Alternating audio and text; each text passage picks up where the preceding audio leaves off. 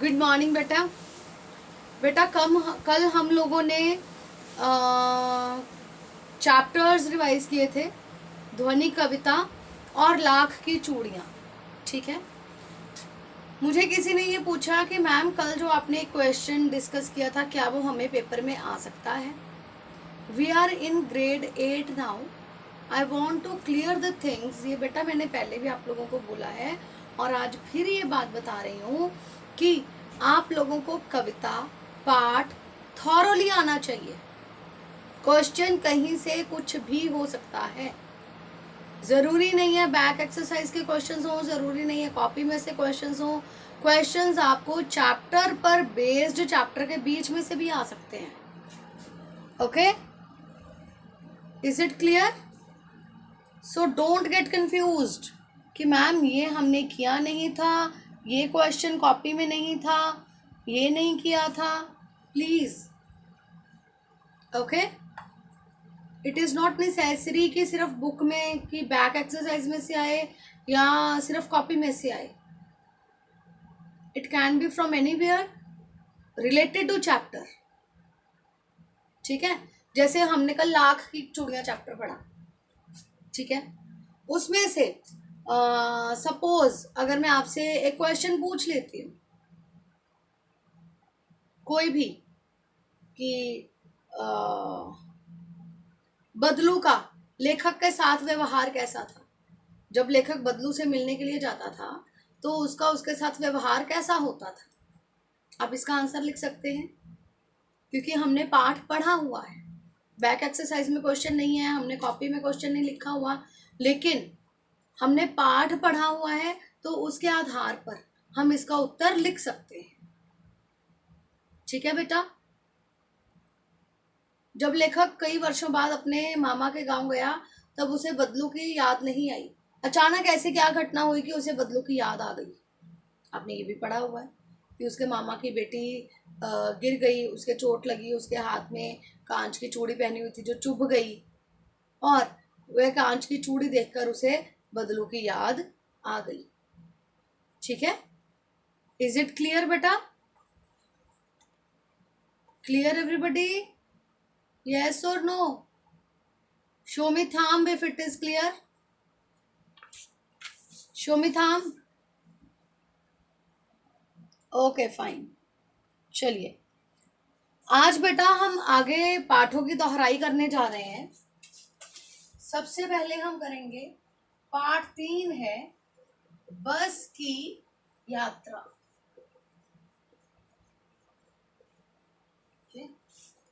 बस की यात्रा, लेखक कौन है? हाथ खड़ा करके बताइए, बस की यात्रा के लेखक कौन है? Raise your hands.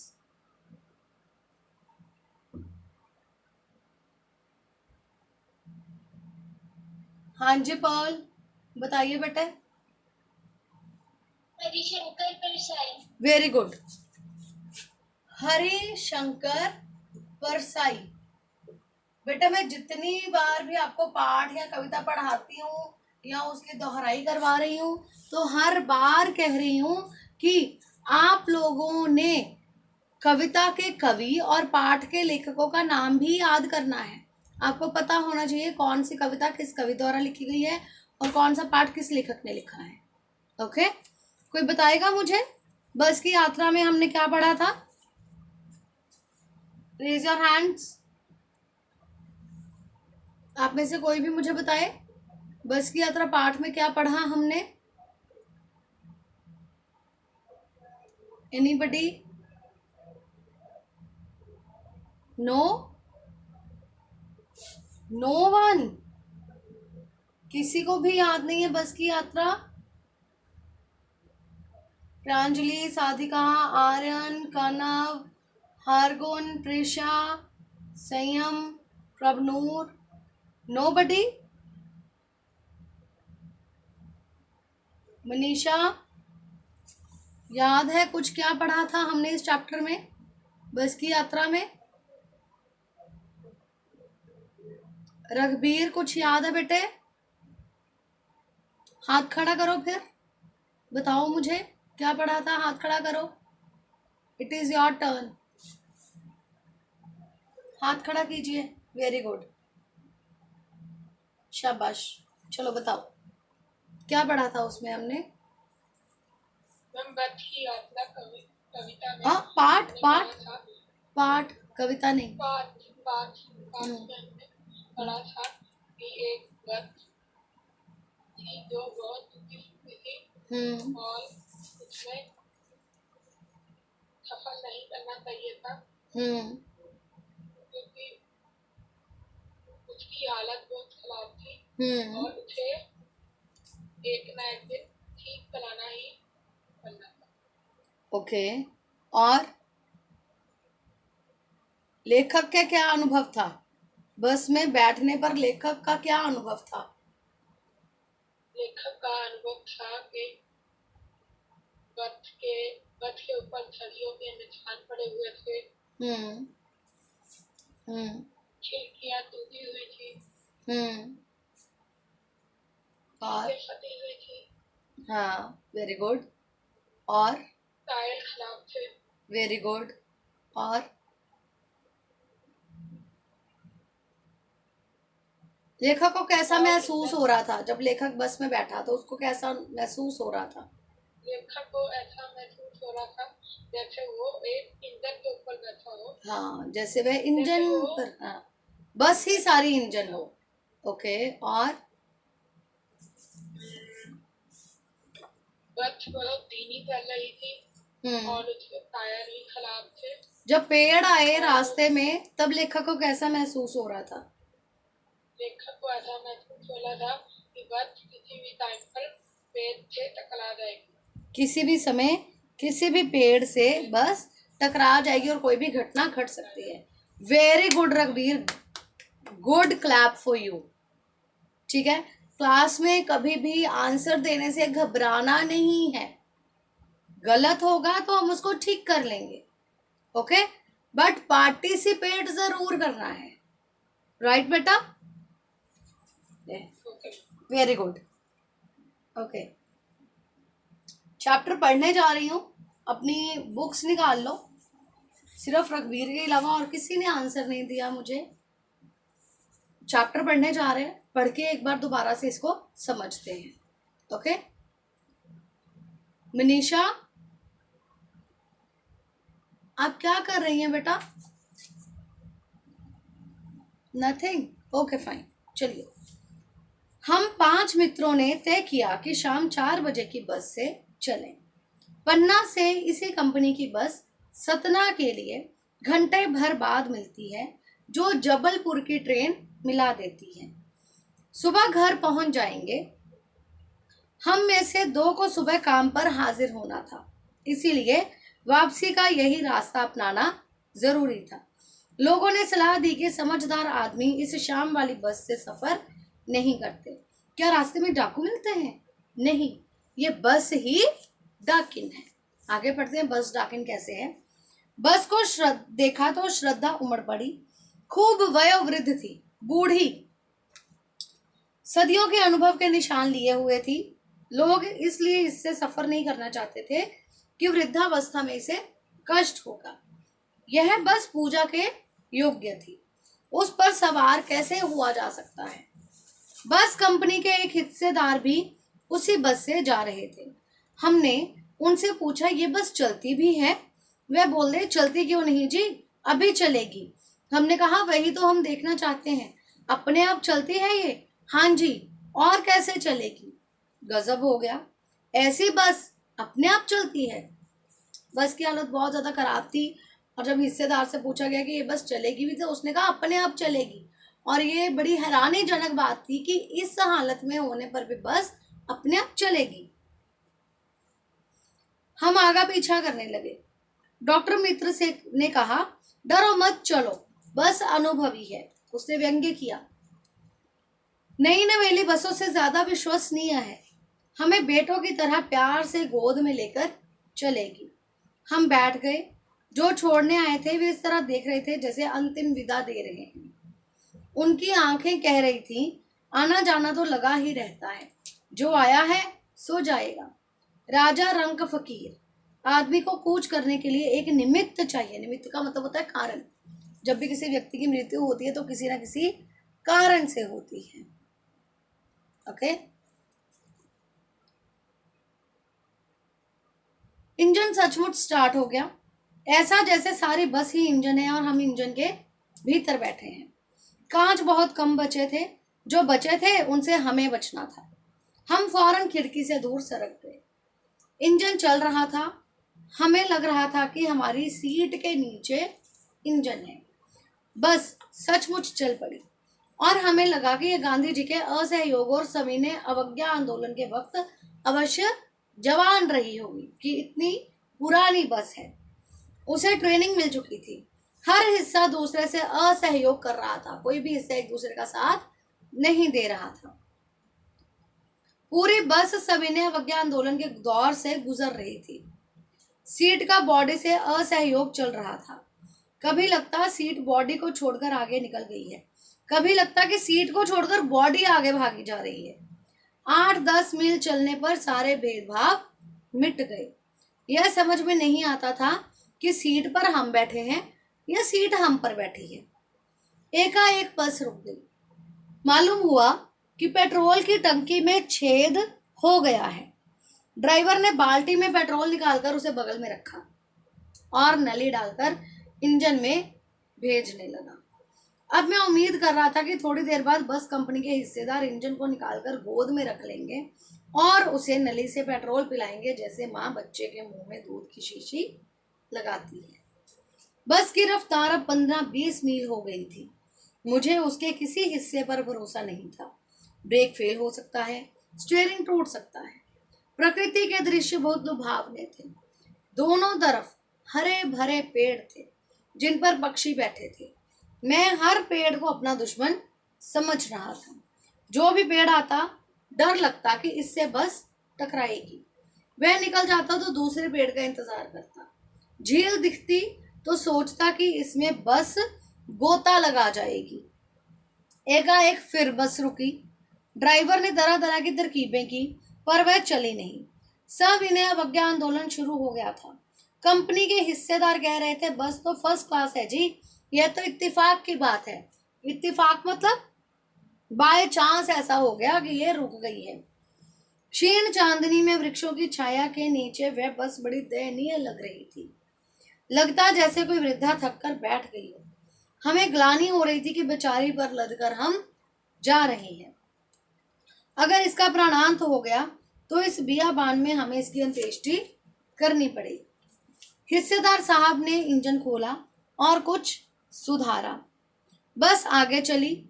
उसकी चाल और कम हो गई। धीरे धीरे वृद्धा की आंखों की ज्योति जाने लगी।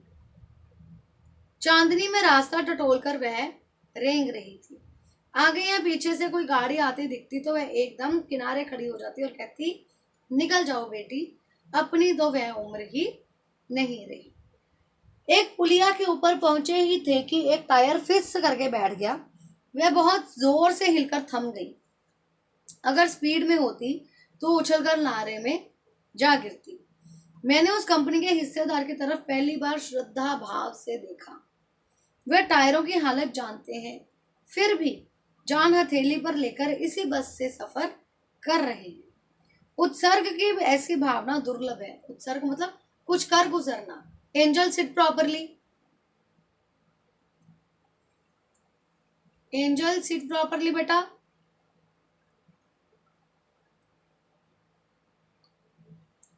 उत्सर्ग की ऐसी भावना मतलब कुछ कर गुजरने की भावना बहुत ही दुर्लभ है। Angel, I said sit properly. Are you listening me? Sit properly. ठीक से बैठे बेटा।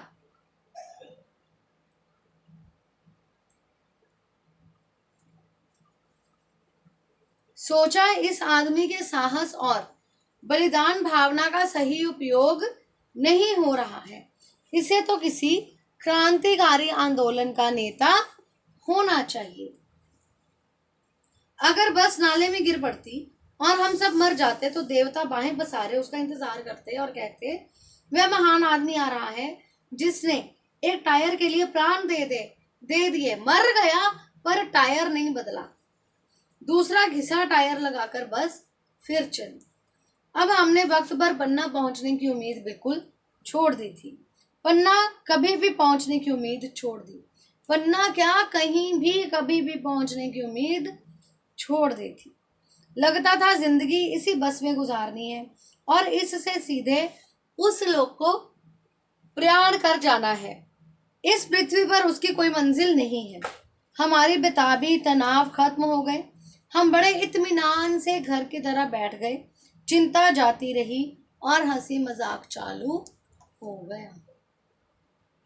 हंसी मजाक वाला पार्ट है। एक बस की हालत के बारे में बताया गया है और व्यंग्य किया गया है। उन लोगों पर व्यंग्य किया गया है जो धन के लालच में आकर दूसरों की जान की भी परवाह नहीं करते हैं। अपनी जान की परवाह उन्हें नहीं है, लेकिन दूसरों की परवाह भी नहीं करते हैं। हमारे समाज में कुछ ऐसे लोग हैं जो भ्रष्टाचार को बढ़ावा देते हैं, धन का लालच करते हैं और दूसरों को भी मुसीबत में डाल देते हैं। राइट? Is it clear? किसी को कोई doubt? Any doubt? No? Raise your hands अगर किसी को कोई डाउट है तो। चलें आगे। ओके, इसके बाद बेटा हमारी कविता है दीवानों की हस्ती। अब हम वो डिस्कस करने जा रहे हैं।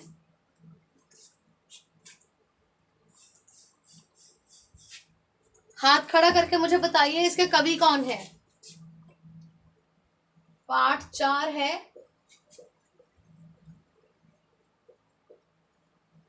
दीवानों की हस्ती।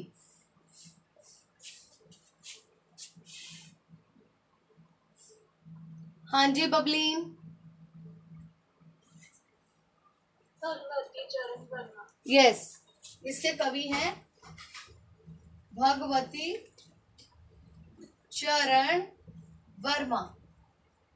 ओके, मुझे कौन बताएगा कि इसमें कवि ने किसके बारे में बताया है।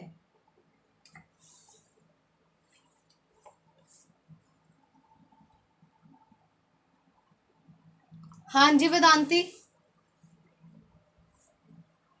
इस कविता में कवि ने दीवानों के बारे में बताया है कि दीवाने वो लोग होते हैं जो एक जगह से दूसरी जगह जाते रहते हैं और जिधर भी जाते हैं मस्ती का माहौल बना जाते हैं और जब वे आते हैं और खुशियाँ फैलाते हैं और जाते हैं तो साथ में खुशी और मस्ती भी साथ में ही ले जाते हैं।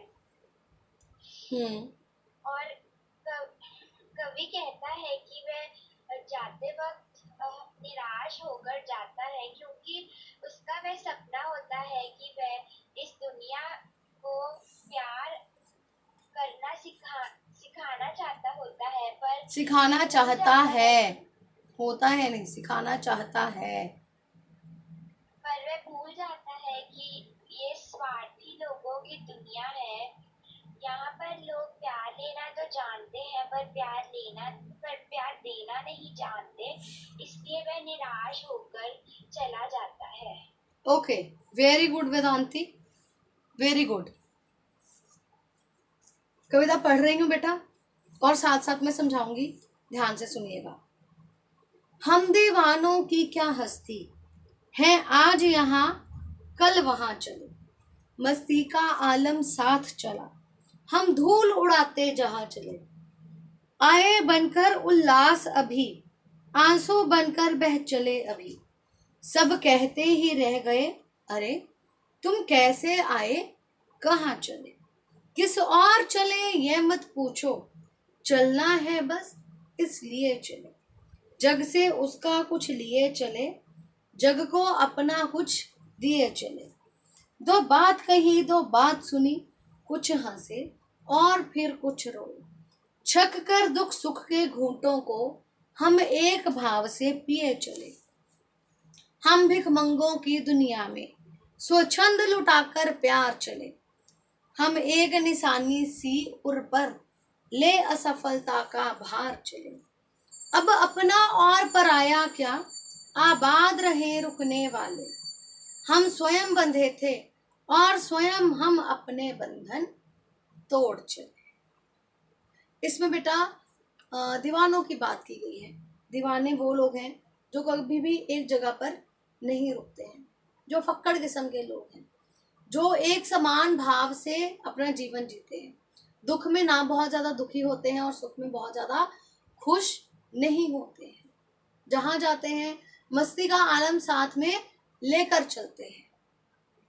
जब वो कहीं पर जाते हैं तो लोग उनसे खुश हो जाते हैं, और जब वे वहाँ से जाते हैं तो लोग दुखी हो जाते हैं, क्योंकि अब उनके दुख सुख बांटने वाला कोई नहीं है।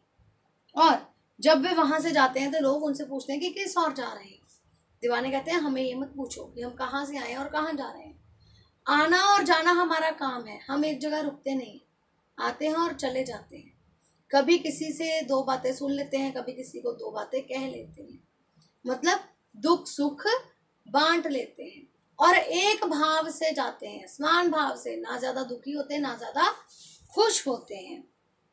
फिर वे कहते हैं कि ये भिखमंगों की दुनिया है। भिखमंगे मतलब स्वार्थी लोग, स्वार्थी लोगों की दुनिया है। इस संसार में, इस दुनिया में लोग स्वार्थी हैं, जो लेना जानते हैं लेकिन देना नहीं जानते। लोग प्यार लेते हैं पर प्यार देना नहीं जानते। दीवाने